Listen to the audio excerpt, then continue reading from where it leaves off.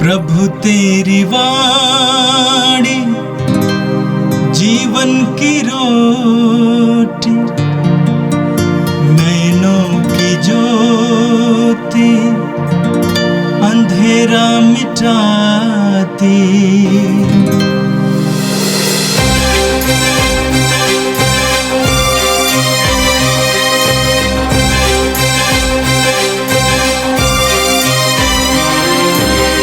प्रभु तेरी वाणी जीवन की रोटी, नैनों की ज्योति अंधेरा मिटाती। प्रभु तेरी वाणी जीवन की रोटी, नैनों की ज्योति अंधेरा मिटाती। वाणी वाणी वाणी वाणी वाणी पवित्र है, शाश्वत है, जीवन का मन्ना है। 8 अगस्त शनिवार। पहला पाठ नबी हबक्कूक का ग्रंथ, अध्याय 1 पद संख्या 12 और 2 का 4। धर्मी अपनी ईमानदारी के कारण सुरक्षित रहेगा। हे प्रभु, क्या तू प्राचीन काल में से मेरा परम पावन आत्मा ईश्वर नहीं है? हे प्रभु, तूने अपनी दंडाज्ञा को पूरा करने के लिए उस खैल्दिया जाति को नियुक्त किया है। हे हमारी चट्टान, तूने हमें दंडित करने के लिए उसे खड़ा किया है। बुराई तेरी पवित्र आँखों में गड़ती है, अन्याय तुझसे नहीं देखा जाता, तो तू दुष्टों पर विश्वासघात क्यों सहता है? जब वे धर्मियों को निगल जाते हैं तो तू यह देखकर क्यों चुप रहता है? तू मनुष्य के साथ ऐसा व्यवहार करता है मानो वे समुद्र के मछलियों अथवा रेंगने वाले जीव जंतु जिनका कोई स्वामी नहीं। खैल्दिया उन्हें कटिया से निकालता, जाल से खींच लेता और अपनी टोकरे में जमा करता है। तब वह उल्लासित होकर आनंद मनाता है, अपने जाल की पूजा करता और अपने टोकरे को धूप चढ़ाता है, क्योंकि इसके सहारे वह शिकार फंसाता और अपनी जीविका चलाता है। क्या वह सदा अपनी तलवार खींचकर निर्दयतापूर्वक राष्ट्रों का वध करता रहेगा? मैं अपनी चौकी पर खड़ा हो जाऊंगा। मैं चार दीवारी पर चढ़कर प्रतीक्षा करता रहूंगा कि प्रभु मुझसे यह कहेगा और मेरी शिकायतों का क्या उत्तर देगा। प्रभु ने उत्तर में मुझसे कहा, जो दृश्य तुम देखने वाले हो उसे स्पष्ट रूप से पट्टियों पर लिखो, ताकि उससे सुगमता से पढ़ सके, क्योंकि वह मनुष्य का दृश्य है जो निश्चित समय पर पूरा होने वाला है।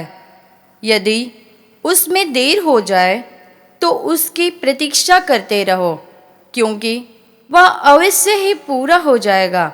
जो दुष्ट है वह नष्ट हो जाएगा, जो धर्मी है वह अपनी धार्मिकता के कारण सुरक्षित रहेगा।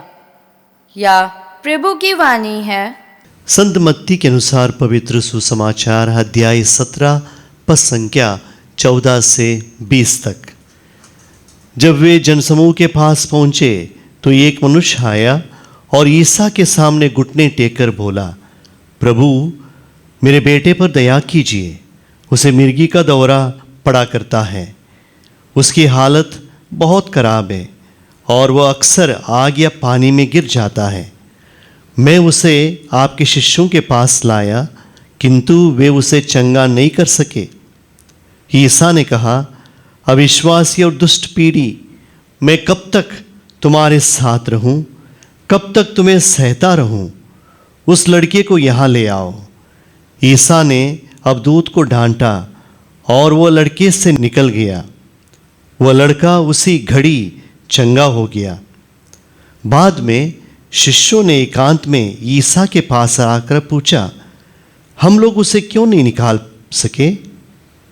ईसा ने उनसे कहा, अपने विश्वास की कमी के कारण मैं तुमसे कह देता हूं, यदि तुम्हारा विश्वास राई के दाने के बराबर भी हो और तुम इस पहाड़ से यह कहो, यहाँ से वहाँ तक हट जा, तो वह हट जाएगा और तुम्हारे लिए कुछ भी असंभव नहीं होगा।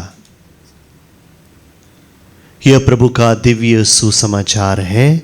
हे क्रिस्त, तेरी स्तुति हो। क्रिस्त में प्यारे भाइयों और बहनों, आज का पहला पाठ हबक्कुक के ग्रंथ से लिया गया है। पहले चैप्टर के कुछ अंश हैं और दूसरे चैप्टर के दूसरे अध्याय के कुछ अंश हैं। क्या आपके मन में कभी ऐसे प्रश्न कभी आए हैं, हे प्रभु मेरे साथ ऐसा क्यों होता है? दुष्ट लोग सुखी क्यों हैं और अच्छे लोग दुख क्यों भोग रहे हैं? मैं वर्षों से प्रार्थना कर रहा हूं और मेरी प्रार्थना सुनी नहीं जाती है। क्या ऐसे प्रश्न कभी आपने प्रभु से पूछा है? अगर आपने पूछा है, आप अकेले नहीं। कई लोगों ने, इस दुनिया में कई लोग हैं ऐसे प्रश्न प्रभु से करते हैं। और आज के पहले पाठ में हम देखते हैं नबी हबक्कुक भी सवाल करते हैं परमेश्वर से। एक चीज हम देख सकते हैं यहां पर कि नबी हबक्कुक जो हैं लोगों से ज्यादा परमेश्वर से वार्तालाप करते पाए जाते हैं। अगर कोई भी तकलीफ उन्हें है, वो परमेश्वर से सीधा पूछते हैं, संवाद करते हैं, पूछते हैं। परमेश्वर से उन्होंने ऐसा ही सवाल पूछा। आज के पाठ की पृष्ठभूमि ये है कि यहूदा राज्य में पाप है, वहाँ पर अन्याय है, लोग अन्याय में जी रहे हैं, अमीर गरीबों का शोषण करते हुए पाए जाते हैं, न्यायालय में भी रिश्वतखोरी है और सब जगह हिंसा है, अत्याचार है, लोग झूठ बोल रहे हैं, एक दूसरे की कदर नहीं कर रहे हैं। मंदिर में पूजा तो होती है लेकिन जीवन में ढेर सारा पाप है। इसमें प्यारे भाइयों और बहनों, अगर आज के सिचुएशन भी अगर हम देखते हैं, लगभग यही चीज़ हमें देखने के लिए मिलता है। आज भी यही चीज़ हो रहा है। नबी पूछते हैं परमेश्वर से पूछते हैं, क्या तुम्हें ये पाप दिखाई नहीं देता है? यहूदा का ये पाप जो है आपको दिखाई नहीं देता है? तब परमेश्वर कहते हैं, ठीक है, मुझे दिखाई देता है, मैं बाबुल के लोगों को भेजूंगा। क्यों? वो जो है यहूदा को दंड देंगे, यहूदा के लोगों को दंड देंगे। अब नबी हबक्कुक वो आश्चर्यचकित हो जाते हैं, क्योंकि बाबुल के लोग जो हैं और अन्यायी हैं और दुष्ट हैं। यहूदा के लोग तो दुष्ट हैं, लेकिन बाबुल के लोग जो हैं उनसे भी बढ़कर दुष्ट हैं, अन्यायी हैं, दूसरों पर अत्याचार करने वाले लोग हैं। को नबी हबक्कुक को समझ में नहीं आता है कि ये को पनिशमेंट देने के लिए जो दुष्ट हैं, अन्यायी हैं, प्रभु ऐसे इन लोगों को कैसे चुन लेते हैं। कभी कभी हबक्कुक को लगता है कि क्या परमेश्वर जो अन्याय का साथ दे रहे हैं, ऐसे लोगों का साथ दे रहे हैं जो सही नहीं है। शायद ये सवाल आपको और मुझे भी, मेरे मन में भी आता है कभी कभी ना, कि मतलब ऐसे लगता है कि मतलब जो अन्याय है वो पलता जाता है, जो दुष्ट लोग हैं वो पल रहे हैं। आजकल की दुनिया में भी हम देखते हैं लोग अन्याय कर रहे हैं, लेकिन वो अपने जीवन में तरक्की करते जा रहे हैं। कभी कभी आपके मन में भी ये सवाल आया होगा, है ना, कि क्यों प्रभु ये सब होने देता है। अब नबी हबक्कुक को भी ये बहुत ही बुरा लगा। हबक्कुक को भी लगा कि मतलब ये सरासर अन्याय है, ऐसे नहीं होना चाहिए। इसलिए वो क्या करता है, वो सवाल पूछना चाहता है, लेकिन शिकायत करना चाहता है प्रभु से कि प्रभु आपकी योजना है ये मुझे समझ में नहीं आ रही है। लेकिन उसके पहले वो क्या करते हैं, प्रभु का, परमेश्वर की महानता का बखान भी करते हैं। वो कहते हैं ये सनातन परमेश्वर, सब जानने वाले, आदि से सब जानने वाले परमेश्वर, मेरे परमेश्वर और पवित्र परमेश्वर, उन्हें उनकी महानता को वो बकाते हैं। आप पवित्र हैं, आप परमेश्वर हैं। नबी को समझ में नहीं आता, परमेश्वर इतने पवित्र होने के बाद भी बाबुल जैसे दुष्ट राष्ट्र को प्रभु कैसे पहचान नहीं पा रहे हैं। बाबुल जैसे दुष्ट राष्ट्रों को प्रभु कैसे बढ़ावा दे रहे हैं, कैसे इस्तेमाल कर रहे हैं ये यहूदा को पनिशमेंट देने के लिए, समझ में नहीं आता है। इसलिए वो सवाल करते हैं कि बाबुल दुष्ट है। उनकी तुलना जो है वो मछुआरे के साथ, मछुआरे से करते हैं। हम लोगों ने मछुआरों को देखा, उनका काम क्या है, वो मछली अपनी जाल फेंकते हैं और मछली मारते हैं। वो उन्हें मछली के प्रति उन्हें कोई दया नहीं दिखती। वो मछली मारते हैं, मछली पकड़ते हैं, काटते हैं, खाते हैं, बेचते हैं। हबक्कुक कहते हैं ये जो है बाबुल के लोग जो हैं ऐसे हत्यारे हैं, ऐसे लोग हैं, क्या तुम्हें इनकी बुराई दिखाई नहीं देती? क्या परमेश्वर आप बुराई का समर्थन करते हैं? लेकिन प्रभु उन्हें उत्तर देते हैं। परमेश्वर उससे समझ में आ जाता है, अंत में उन्हें समझ में आता है कि परमेश्वर बुराई का समर्थन नहीं करता, लेकिन कभी कभी बड़ी भलाई के लिए उसे सीमित समय तक होने देता है। He allows evil to prevail। कभी कभी जो ये बुराई जो है पलती है, इसलिए हम लोगों ने देखा ना, जो गेहूं के बीज डाला गया था उसमें घास भी उगा था, तो प्रभु ने क्या कहा, अंत तक, संसार के अंत तक इंतजार करेंगे। प्रभु फलने देता है, समय देता है। बुराई को फलने के लिए ही नहीं, बुराई से वापस आने के लिए प्रभु लोगों को समय देता है, पश्चाताप करने के लिए समय देता है। इसलिए हमें याद रखना कि प्रभु बुराई का समर्थन नहीं करता है। जैसे अगर मान लीजिए एक ऑपरेशन करने के लिए डॉक्टर क्या करता है, चाकू का इस्तेमाल करता है, लेकिन चाकू का इस्तेमाल उसे दर्द दिलाने के लिए इस्तेमाल नहीं करता, उसको दर्द देने के लिए इस्तेमाल नहीं करता है, उसे नुकसान पहुंचाने के लिए इस्तेमाल नहीं करता है। वो चाकू का इस्तेमाल इसलिए करता है ताकि वो ऑपरेशन करने से वो रोग मुक्त हो जाए और उसे वो जीवन पाए और वो रोग से वो बच जाए।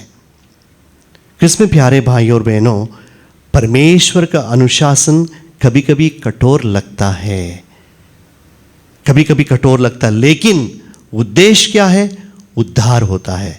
प्रभु हमारा उद्धार करना चाहता है। इसलिए कभी कभी हमारे जीवन में कभी कभी हम दुख सहते हैं, हमें क्या करना है, इंतजार करना है।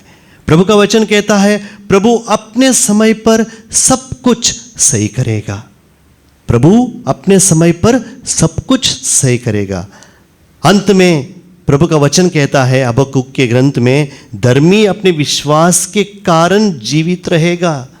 धर्मी अपने विश्वास के कारण जीवित रहेगा। कहने का तात्पर्य यह है, चाहे हमारे जीवन में कितनी भी परेशानियां क्यों ना आती हों, कितने भी दुख क्यों ना आते हों, कितने भी बीमारियां क्यों ना आती हों, हमें अपना विश्वास नहीं खोना है। हमें परमेश्वर पर विश्वास रखना है। जिस प्रकार इब्राहिम ने विश्वास रखा था, जिस प्रकार योसेफ ने विश्वास रखा था। योसेफ को उनके अपने भाइयों ने बेचा और उसके बाद मिस्र देश में योसेफ को बहुत ही परेशानी उठानी पड़ी, उसको जेल भेजा गया, उसके ऊपर नाना प्रकार के आरोप लगाए गए हैं। लेकिन अंत में हम देखते हैं वो उस मिस्र देश का प्रधानमंत्री बन जाता है। किसमें प्यारे भाई और बहनों, ईश्वर के घर में देर है अंधेर नहीं है। तो इसलिए हमें क्या करना है, हमें विश्वास के साथ इंतज़ार करना है। एक चीनी बांस का बीज, उसकी कहानी है कि उस बीज को एक किसान जो है चीनी बांस का एक बीज बोता है, उसके बाद वो क्या करता है, उस पर पानी डालता है, रोज पानी डालता है। 1 साल हो गया लेकिन कुछ दिखाई नहीं दिया, कुछ उगा नहीं। 2 साल हो गया, कुछ नहीं उगा। तीसरा साल हो गया, कुछ भी नहीं उगा। लेकिन वो किसान क्या करता है, रोज के रोज उस पर पानी देता है, रोज की रोज उस बीज की देखभाल करता है।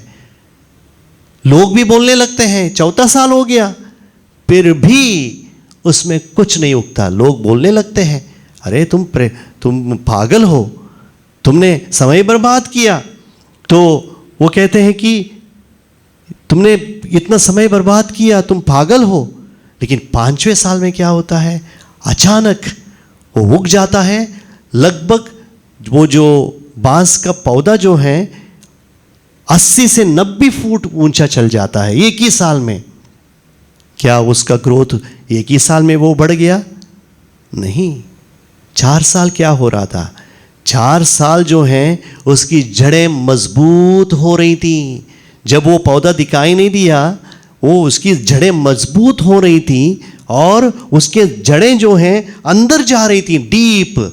The roots were going into deep. जड़ें मजबूत हो रही थी। इसमें प्यारे भाई और बहनों, हमारे साथ भी कभी कभी ऐसे ही होता है। हम लोग प्रार्थना करते हैं लेकिन हमारी प्रार्थना कभी कभी सुनी नहीं जाती है। संत मोनिका का जीवन हम जानते हैं, उन्होंने 18 साल प्रार्थना की, 18 साल के बाद उनकी प्रार्थना सुनी गई। कभी कभी हमारे जीवन में भी ऐसे हो सकता है, कभी कभी हमारी प्रार्थना सुनी नहीं जाती है, हमें कई वर्ष संघर्ष करना पड़ता है और कभी कभी हमें दुख झेलना पड़ता है। याद रखना, तब प्रभु क्या किए होते हैं, प्रभु ऐसे समय पर हमारे जड़ें मजबूत किए रहते हैं।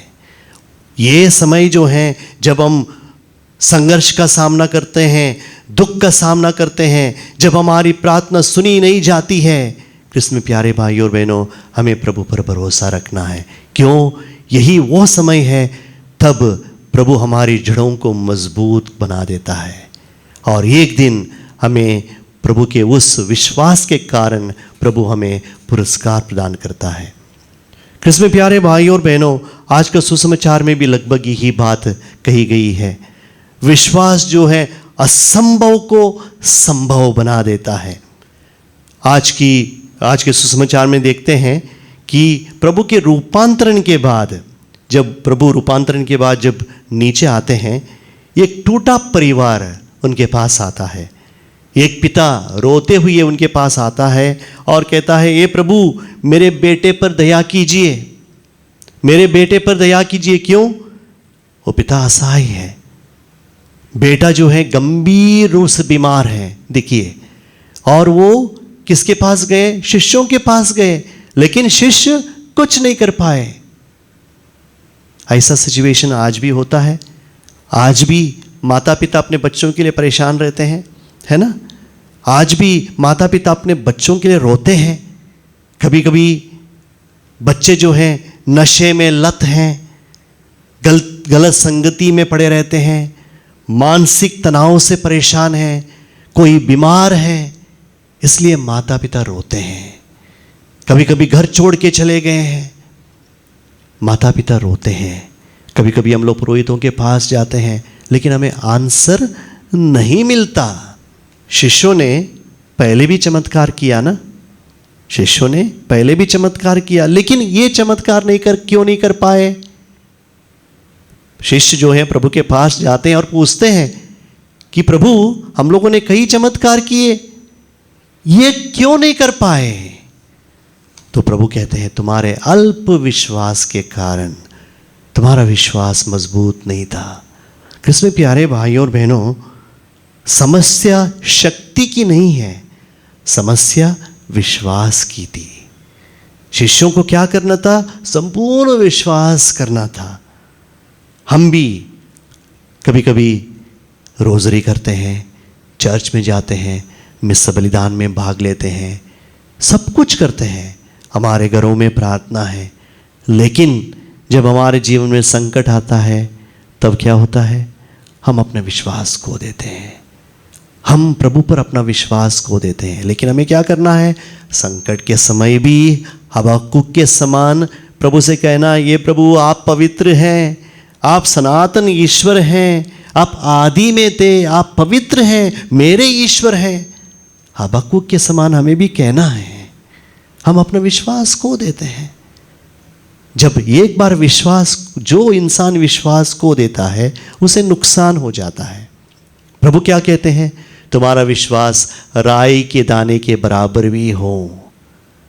राई का दाना जो है बहुत ही छोटा रहता है, लेकिन उसके अंदर जीवन रहता है, मजबूत रहता है, उसमें शक्ति है, उसमें शक्ति है। ये ना सोचें कि वो छोटा है इसका मतलब वो मजबूत नहीं है, मजबूत है, उसके अंदर जान है। ठीक उसी प्रकार हमारा विश्वास भी जानदायक, सामर्थ्यवान होना जरूरी है। हमारा विश्वास भी स्ट्रांग होना जरूरी है।